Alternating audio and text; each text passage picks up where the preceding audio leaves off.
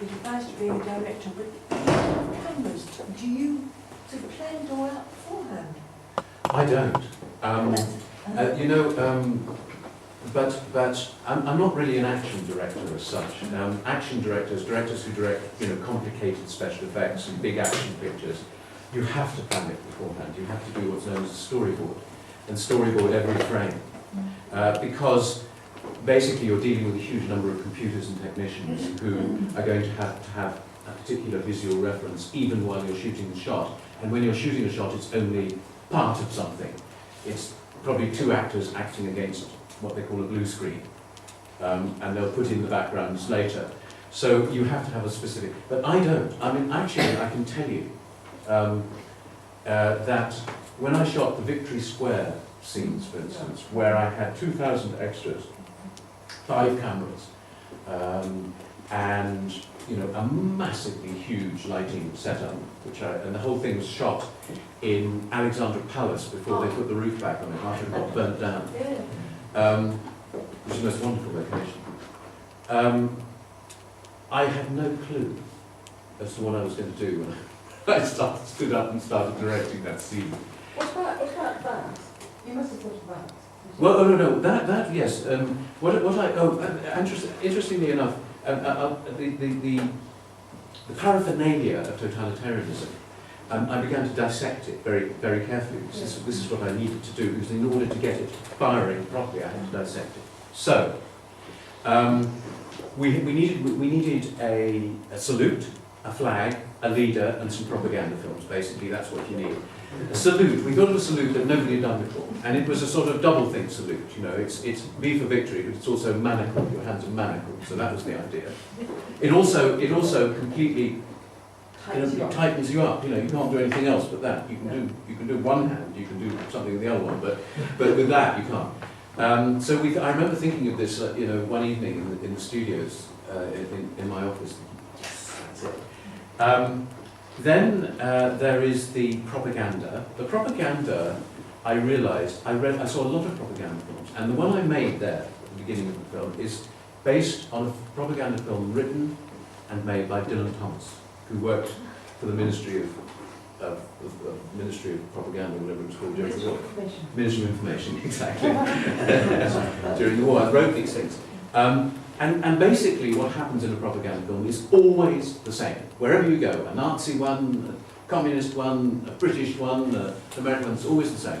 Here are we, a peaceable lot, going about our business in our own way, and here is the black threat, which is coming to destroy. And you always have pictures of people, you know, happily mowing meadows, you know, doing things, baking bread, and all that thing, and then you have a horrible dark threat, and it works all the time. That's exactly how it works. The leader, well, we know how we chose the leader, and the national anthem.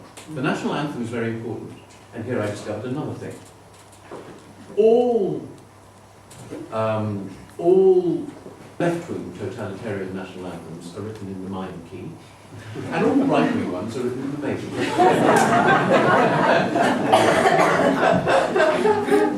And this is a golden rule. And it kind of dribbles into the idea that left-wing oppression is about guilt. Guilt happens in the minor key. And right-wing oppression is about violence. Inner violence against outer violence, basically. So we have all this, and we go down to Wiltshire to shoot in Barnes Wallace's, where we shoot the 2 Minutes Hate, which is in Barnes Wallace's old hangar shed where he built the bouncing bombs. 2,000 people in there, all from Wiltshire, with strong Wiltshire accents. And if you listen very carefully, they're not saying B, they're going B. Very sane, comfortable country folk, all dressed up. Okay. Now, here's the interesting thing. We've got the leader, we've got the national anthem, we've got the salute, and we've got this thing. I asked them to do it about 9 times, I suppose, in all, with various different camera angles and so on and so forth. Every take, an average of about 16 people had passed out in hysteria and had to be ambulanced out. I swear to God. It was quite extraordinary. Is it just like It's just the mass hysteria. Even though they knew it was a movie, even though there was nothing about it which wasn't fake, it became true. It's frightening. Can I just ask two questions? Are hands like that or like that? Yeah, like that, like that. Not like that? No, like that. Yes. And the other thing is, does God save the Queen and I'm wearing a key on? It's an romantic key. Yes. I was wondering, did you want it to look like a dream? Because it, in a way it looked to me almost like a dream Yes. sequence. I did really. And was that related to the philosophy of the party which tries to destroy reality? Yes. That effectively they're all floating in this strange dream that's no ground beneath their feet. Yes. I mean that was the way that I wanted to do it, because I felt that was the only way to tackle this immensely violent idea, and so that's absolutely what I tried to do. I mean, obviously, the pace of the film has the pace of 25 years ago. I've probably speeded it up a bit these days, but at the same time, there's something nice to be able to kind of contemplate the images of it. Where, this is really simple. Where's the incredibly beautiful green? Down the A303,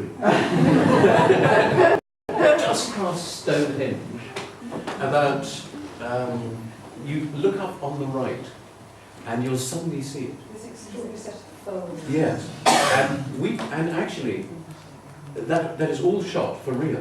We constructed a corridor up there, a 60-foot long corridor, which looked like a gigantic articulated truck, sitting on the hillside. So all that was done for real. In other words, there's no back projection. There's no. Right. We just built a door with 101 on it, and we launched John Hurt up to the edge of it, opened the door, and there was the. And obviously, it was the guy there to catch him. But yeah, that's where it is.